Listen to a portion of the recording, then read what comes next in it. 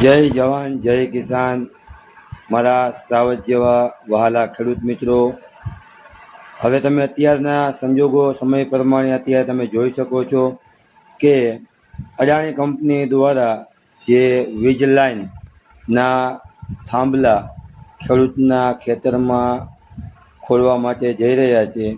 તો અત્યારે જેતપર મુકામે, જેતપર મોરબી મુકામે જે ખેડૂત લોકોએ આંદોલન ચાલુ કર્યું છે, જે ઉપવાસ ઉપર બેઠા છે, તો એના વિશે આપણે ચર્ચા કરીએ.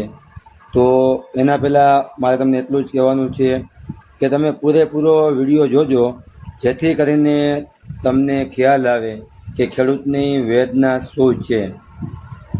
હવે ખેડૂત મિત્રો, તમે જોવા જઈ શકો છો કે કાલે વાલાસણ વાંકાનેર ગ્રામજનો વતી અમે જેતપર મુકામે જે સંપૂર્ણ સમર્થન આપવા માટે ગયા હતા. વાલાસણના ઘણા બધા યુવા ખેડૂત હતા. તો કાલે મેં જોયું કે જેતપર ગામમાં હજારોની સંખ્યામાં રેલી લઈને ઘણા તાલુકામાંથી ગામડામાંથી લઈને જેતપર મુકામે આવી રહ્યા છે. તો મિત્રો, તમે જોઈ શકો છો કે કાઢવાનું કારણ શું, કે ઉપવાસ ઉપર કે છાવણી ઉપર બેસવાનું કારણ શું, ખેડૂતોને કે આંદોલન કરવાનું કારણ શું.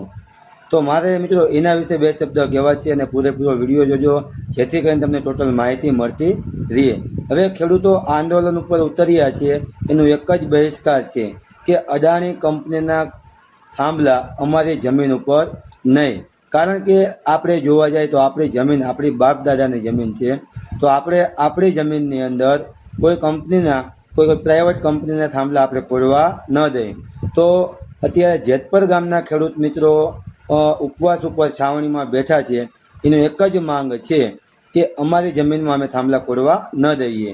તો જેતપર ગામના યુવા ખેડૂત સંગઠન કર્યું કે તમે જોઈ શકો છો 2 મહિના પહેલાં જે મોરબી ગાંધીનગર મુકામે જે આખા ગુજરાતના ખેડૂત ટ્રેક્ટર લઈને પહોંચ્યા હતા. કારણ કે આવેદનપત્ર આપવા ગયા હતા અને અમને જવાબ આપો એ માટે ગયા હતા. પણ હકીકતમાં કેવું છે કે દુનિયાની અંદર ખેડૂતનું કોઈ છે નહીં. તમે જોવો અત્યારે વીજ પોલ ઉપર જે અદાણી કંપનીના વીજ પોલ ઉપર ખેડૂત અત્યારે આંદોલન કરી રહ્યા છે. એના પહેલાં જોવા જાય આપણે તો ખેડૂતો ડીઝલ અને પેટ્રોલમાં લાઇનમાં ઊભા હતા. એના પહેલાં આપણે જોવા જઈએ તો પંજાબમાં ખેડૂતો દિલ્હી આવીને આંદોલન કર્યું હતું. તો એના પહેલાં આપણે જોવા જઈએ તો ખેડૂતો નોટબંધીમાં લાઇનમાં ઊભા હતા. તો મિત્રો, મારે એટલું જ તમને કહેવાનું છે કે ખેડૂતનો જ બધી જગ્યાએ વેદના છે. તમે જ્યાં જોવો છો ત્યાં ખેડૂત જ લાઇનમાં ઊભા છે. તો ઉદ્યોગપતિ કેમ લાઇનમાં ઊભા નથી? તો મારે મિત્રો તમને એક જ વસ્તુ કહેવાની છે કે ખેડૂત એકતા હશે તો જ આપણું કામ થઈ શકશે. તમે જુઓ અત્યારે તમે પંજાબની અંદર જે પ્રશ્નનો હતો હલ થઈ ગયો, કારણ કે ખેડૂતની એકતા જળવાઈ રહી એટલે. અને તમે જુઓ જે વીજ લાઇન, હવે કાલે અમે સમર્થન આપવા માટે ગયા હતા. કાલે અમે જે જેતપર મુકામે સમર્થન આપવા માટે ગયા હતા. મિત્રો, આ તો વેદના કોને કહેવા જવી. કાલે અમે ખેડૂતની વેદના જોઈ. હજારોની સંખ્યામાં પોતાના બાઇક લઈને, પોતાના ટ્રેક્ટર લઈને આવ્યા હતા. હળવદ ગામથી 1200 ગાડીઓ આવી હતી. મિત્રો, મારે એટલું જ કહેવાનું છે કે ખેડૂતની વેદના, ખેડૂત એકતા થશે તો જ આપણને જે વસ્તુ આપણે જોવે છે, ટોટલ 5-6 નિયમ જે આપણે અમલમાં લેવા છે એ ટોટલ આપણને મળી જશે.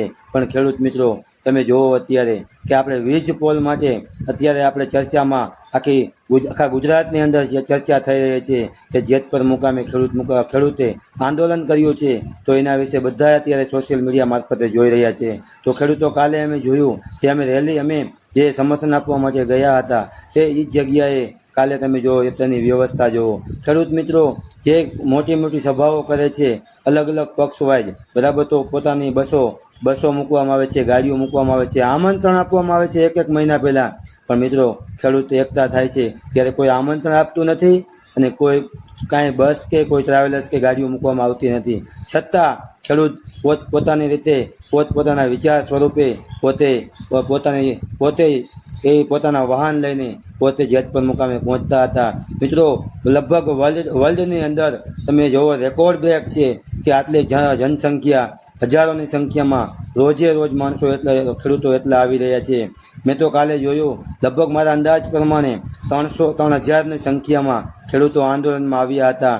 બરાબર, એટલું જ નહીં મિત્રો, ખાલી આંદોલન જ નહીં, ખાલી એ છાવણીમાં જ નહોતા આવ્યા. સાંજે 8 વાગ્યા ત્યાં સ્વયંસેવકો બધાને ખેડૂતોને કહેવા આવ્યા કે હાલો જમવાનું ચાલુ થઈ ગયું છે. ખેડૂત મિત્રો, તમે જોવો તો ખરા કેટલી વ્યવસ્થા કરવામાં આવી છે કે ચાલો આ જમવાનું ચાલુ થઈ ગયું છે તો અમે જમવા માટે ગયા. મિત્રો, હોટલ કરતાં પણ સારું, વિચાર તો કરો, હોટલ કરતાં પણ સારું જમવાનું હતું અને એક વ્યક્તિને જમાડવામાં આવ્યા હતા. અને ક્યાંય તમે સિસ્ટમ જુઓ, ક્યાંય ગળદી નહીં, ક્યાંય ટ્રાફિક નહીં, અને જમવામાં હોટલ કરતાં પણ સારું. ભરપેટ છાશ, ટોટલ જમવાની વ્યવસ્થા કરવામાં આવી હતી. મિત્રો, પછી મેં સ્ટેજ ઉપર નજર કરી. મિત્રો, કોને વેદના કહેવા જેવી, સ્ટેજ ઉપર મેં નજર કરી તો સ્ટેજની ઉપર આપણા યુવા ખેડૂત 10 થી 12 જણા, જે કાલે 14મો દિવસ હતો છાવણીનો, 10 થી 12 જણા જે પેટમાં એક અન્નનો દાણો નથી નાખ્યો.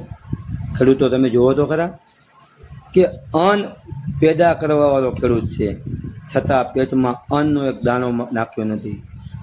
કોના માટે? આપણા જ માટે, ખેડૂતના માટે. મિત્રો, ખેડૂત અન્ન આખા સમાજ દુનિયાને પૂરું પાડે છે. બરાબર, તો છતાં એ લોકોએ પેટમાં અન્નનો દાણો નાખ્યો નથી. તો ખેડૂતો એ પોતાના માટે નથી, આપણા ખેડૂત માટે અને બધા સમાજ માટે છે. તો ખેડૂત મિત્રો, બસ હું આટલું કહીને મારું પૂરું કરું છું. અને હવે આપણે આગળ વિડીયોમાં બીજી બે ચર્ચા કરશું. અને ઘણું બધું મારે કહેવાનું છે પણ વિડીયો લાંબો થઈ જાય છે. બરાબર, તો હવે આપણે આગળ બીજા વિડીયોમાં ચર્ચા કરશું. આજે 15મો દિવસ છે છાવણીનો, અને બીજા વિડીયોમાં હું તમને વાત કરવા જઈ રહીશ. Thank you.